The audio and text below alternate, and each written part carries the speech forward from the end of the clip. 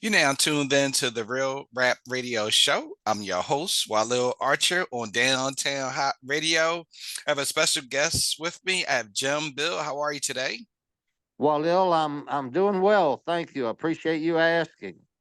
Oh, my pleasure. My pleasure. I love your energy. I love your spirit. You had me laughing before we got started. So I always need a good laugh. I always need a I good laugh. I've practiced law for 45 years, and I've written poetry for 8 or 10 years now, and I seem to have the effect on people of enjoyment and regard. So thank you for the same from you. I appreciate it. Yeah, before we get into the books and you being a poet, I want to also talk about being a retired attorney. And if you don't mind, maybe we could just talk briefly about your journey as a attorney through the years, if that's okay. Okay, and just for your information, I'm also a United States Marine. Thank you for your service. Thank you for the thanks. You want to know about my law career history? Uh, I got out of the Marine Corps 50 some years ago, and I took a job um, at a men's clothing store selling clothes, and a guy wandered in, and I had returned to West Virginia Tech to finish my undergraduate degree in industrial relations, and I sold him two suits, and he and his wife departed from the men's shop, and he came back in a few minutes, and he said, "Is this what you do in life?" And I said, "Well, I'm working here part time while I attend West Virginia Tech to finish my undergraduate degree, and I uh, I work here to make money. I've got a family, and I'm on a GI Bill." And he said, "Would you be interested in interviewing for a job as an assistant personnel manager and labor relations manager?" I said, "Well, sure, that's my major at Tech." He said, "Why don't you come over tomorrow at 1 o'clock?" And I said, "Okay." So I went over the next day, and he hired me, sure enough. And he soon departed his job, and I was I was working at a coal mine in the Upper Canal Valley of West Virginia, and the superintendent came down, and he said, "Young man," and I said, "Yes, sir." He said, "Your boss has departed for another job." And I said, "I understand that." And I said, "I hope he does well." And he says, "I do too." He says, "In the meantime, can you handle this job?" I said, "Yes, sir, I can." He said, "All right, then you're it." So I said, "Okay." So I was working as the personnel and labor man there, and I submitted my uh, application to West Virginia University's College of Law and was accepted. I attended law school and graduated in top 25% of my class. Upon being graduated from law school, quickly was appointed as a labor arbitrator by the Federal Mediation Conciliation Service, and I uh, opened my law office in the county seat of Fayetteville, West Virginia, and started practicing.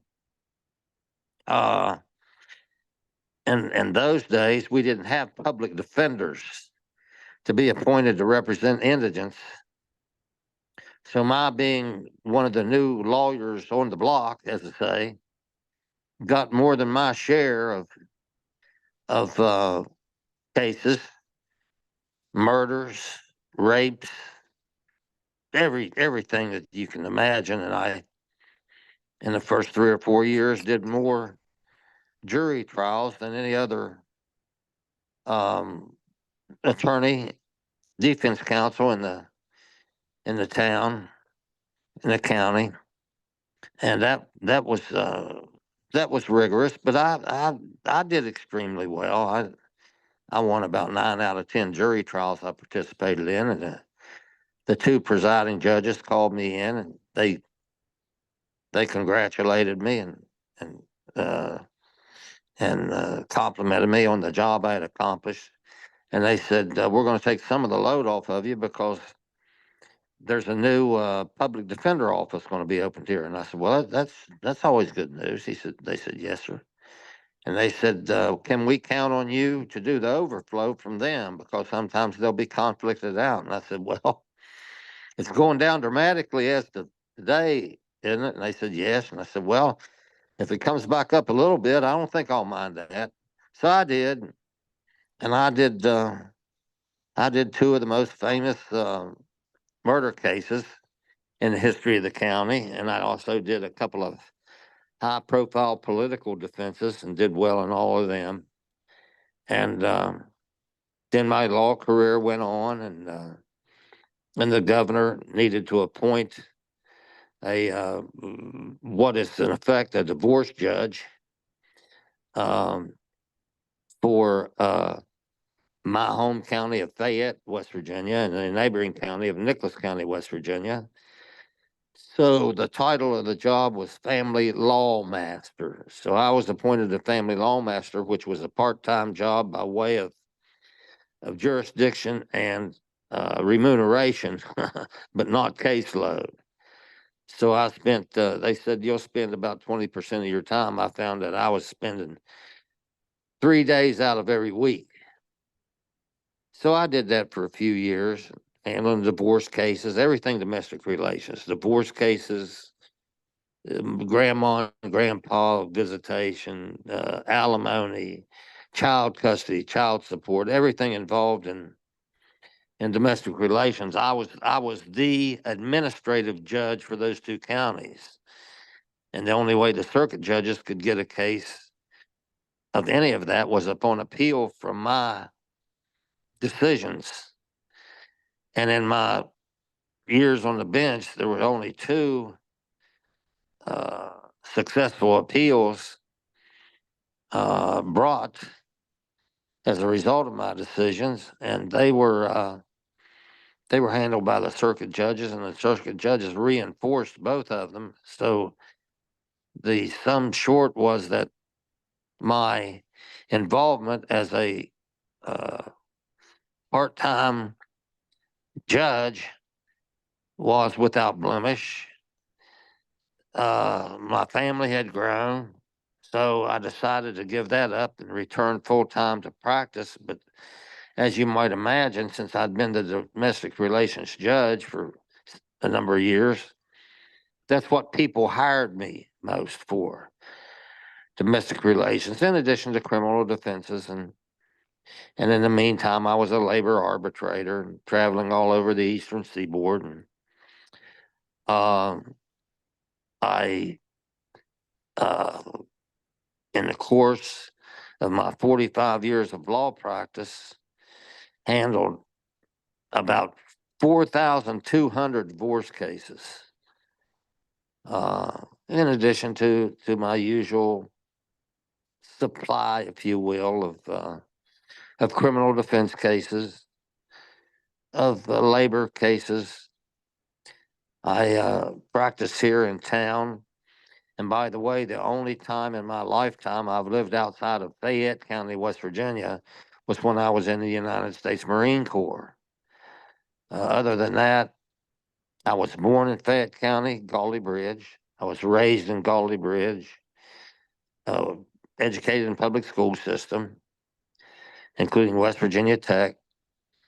I attended law school in Morgantown, West Virginia, to obtain my law degree, but maintained a residence in Fayette County.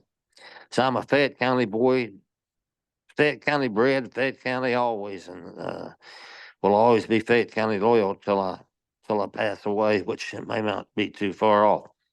But my law career was noteworthy. I developed renown and became one of the local icons of the Fayette County Bar Association to handle high profile cases. So I did that throughout my career. And I got to calendar year 2023, and I'd encountered some health problems, and I just went into divorce hearing one day, and my client and I were walking out of the courthouse, and I said, "Well, this is it." He said, "Mr. Keenan, I sure do appreciate the wonderful job you've done." And I said, "Well," I said, "just by the way," I said, "this is it." And he said, what do you mean this is it?" And I said, "I'm done." And I came back that day, and we typed up a letter informing the local judges, the state Supreme Court, and the West Virginia State Bar all that I was going into semi-retirement. So I did that, and that's what I've been doing since my first notice was May 1st, 2023. But November 14th of last year, I officially undertook semi-retirement. So here I am. Here I sit before you, a proud man, a proud hometown boy, a proud attorney, a proud United States Marine. Whatever regrets I have, Walil, are none such that I can't weather the storm of any of them as may arise and carry on. So that's pretty much it for my law background, the history, and my law experience. Thanks for the testimony. I appreciate that. So let's talk about your poetry and being an author. Okay. When did you write your first book? 2000 and I started it in 2015, and it was published in see 16, 17, 18, 20. And I started in 2015, and it was published in 2017, 18, 17, 2017. I've published one in 2017 entitled Poetry by a Lawyer. I published one in 2018 entitled Poetry from a Lawyer. I published one in calendar year 2020 entitled Poetry with a Lawyer. I published one in January of last year, or this year, entitled Poetry Near a Lawyer. And I'm getting ready to publish my fifth book entitled Poetry Alongside a Lawyer. And my, my publisher laughed when I told him the title of this one. And he said, "Well, Jim Bill," he said, "you pretty well got all the prepositions covered there." And he said, "But Leo," he said, "we don't want no more poetry books." And I said, "What do you mean?" He said, "We want you to write your memoirs." He said, "Based upon your legal career, you being a Marine, you're now being an accomplished poet, we want you to write your memoirs." And he said, "We want you to write it. It's kind of like a mini novel, less than 200 pages, and we want to publish that." So that's what I'm getting ready to submit my fifth book either tomorrow or Friday to the publisher. Then I'm going to take a rest, catch my breath, and I'm going to start work on my memoirs, which I'm wonderfully enthusiastic to try to tackle because I've never done any that work. All of my work has been poetry, and incidentally, my poetry, I call it common man's prose. There's no unified topic in any of my poetry, including any of my books. Every single of my 400 and some poems is its own story. Uh, I write about. Shall I go on, or am I boring you yet? No, no, no, you're fine. You're fine. I write about love. I write about life. I write about tribulation. Write about my faith and my Lord, my God. I write about marriage. I write about the country, loyalty. I just the topics that I write about are just extremely widespread. And incidentally, I write 99% of my poetry between 12:01 a.m. and 5:01 a.m. That is, I stay up all night, just about every night, and write poetry. Now, since I completed the manuscript, all I'm doing is proofreading and organizing it. I've backed off a little bit. I'm not staying up so much, so late, and so long to compose my poetry because, quite frankly, I haven't done bad. 5 books, Malil. May I call you Malil, sir? Walil, yes, that's fine. Or Walil? Walil. I haven't. Uh, I think I've achieved enough now that I can sleep a little later in the morning, have that have that cold beer or drink of Irish whiskey in the evening, and not have to worry about any pressures of timelines, filing pleadings, contending with clients. I'm 71 years of age, and I just think that I've achieved the point in life where it's okay to settle down a little bit. What inspired you to write poetry? I did a jury trial. It was a murder trial, and I prevailed for my client in it. And I came home that late afternoon, and my lady friend at that time was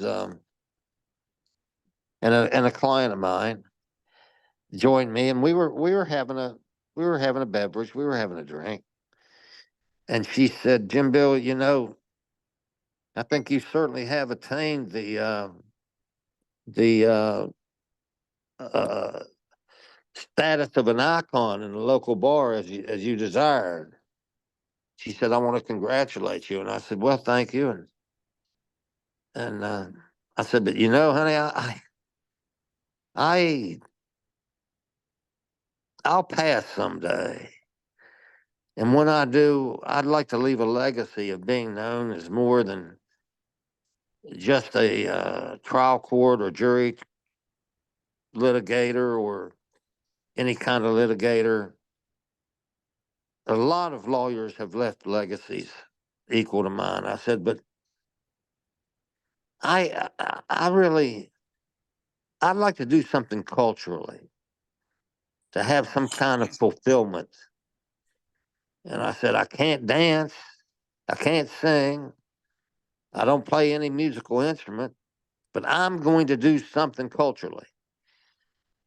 And she said, "Well, that sounds great." And that very night, I started writing poetry. And well, it took to me instantly. Before too long, I had my first book, got it published. Then I started on a second, got it published. Then I started on a third one, I got it published. And after the third one, my lady friend and I were sitting here, and we were again, same thing. I think we're having a glass of wine, and the same caregiver, helper, client was with us. And I said, honey, I think I need to take a year off. I need to rest." And she said, "Jim Bill, don't you understand? Your talent has been awakened." And she said, "Your enthusiasm in life that you used to direct toward your practice in law has now transitioned to your poetry." She said, you're so enthusiastic, and it fulfills you. We can all tell." I said, "Well, that's true." She said, "You can't stop. You can't stop." And my client helper said, "She's right, Mr. Keenan. You can't you can't stop." Uh, and he said, "What you ought to do is you ought to every time that you write a poem now, you ought to save it, keep it in a folder." And he said, "Hell, what lawyer's written 3 books of poetry?" And I said, I don't have the idea." And he said, "Well," he said, "save them. And if you ever get enough for a fourth book, they'll be there." Well, I did that. And I got the fourth one published January this year. And now I've got a fifth one that I'm ready to publish. So the saga of Jim Bill Keenan as a poet continues. It may be interrupted for me to write my memoirs. Walil, I don't know yet. Because of my age, I'm 71. I am a little tired, but not tired enough to quit, because after I had my fourth heart attack, when my doctor sent me home, he said, "I'm going to tell you something. I'm sending you home, discharging." I said, "Well, thank you." And he said, "Number one, if you go to bed, you're dead." Mm. He said, "You better keep your ASS busy, physically, mentally." He said, "Always do things that challenge you mentally." He said, "You're a poet." He said, "That challenges you. You're." He said, "You command the language to a degree, but then you've got to contemplate, so you're challenged." He said, "That's good for your mind." And he said, "I want you to get up and I want you to continue your." I do isometrics and I do light weightlifting regularly for my health. And he said, "I want you to continue that, and I want you to continue you got to keep your mind busy and your body busy." So that's what I try to do now. I try to keep my mind busy and my body busy. But there, well, Leo, I don't know how old a man you are, but let me tell you, there comes a time when it's time to slow down. And I'm doing that. I'm sleeping a little later in the morning. I'm getting up. I live alone. I piddle around the house. I do my dishes. I do my own laundry. I cook my own meals. I'm doing that, but I'm doing it in a more relaxed time frame. So, in addition to having the pleasure of joining Walil Archer today, I'm also having the pleasure of joining my own self and doing the things I want to do. How's that sound? Sounds awesome. Sounds awesome, sir. And as we closing out, where can they purchase your books from? Amazon, Barnes and Noble, Ex Libris Publishing, Atticus Publishing. I have a website. Uh, I don't know what the title of the website is. Please forgive me. I'm sold by publishers in the UK and Australia. If you put my name into internet as an author of poetry, it'll pop up. It'll pop up. Awesome. Any final thoughts or closing remarks? Yes, sir. I want to thank Walil Archer for his kindness and consideration of me. Sir, you do me honor. Thank you from the bottom of my heart. I want to thank Atticus Publishing, who facilitated my visit with you. I want to thank Logan Crawford. You probably know of Logan Crawford, the television podcast host. I've appeared with him twice. My appearance with your podcast is an extension of my participation with Logan Crawford. So I want to thank them. And I want to close with a very heartfelt and sincere God bless you, sir. All right. And I'd like to thank you for doing the interview today. You're very welcome. You do Thanks, me Jim honor. Bill. My pleasure. So that's my time today on the Real Rap Radio Show. So I'll see you guys next time on the Real Rap Radio Show with Walil Archer on Downtown Hot Radio. Thanks, guys.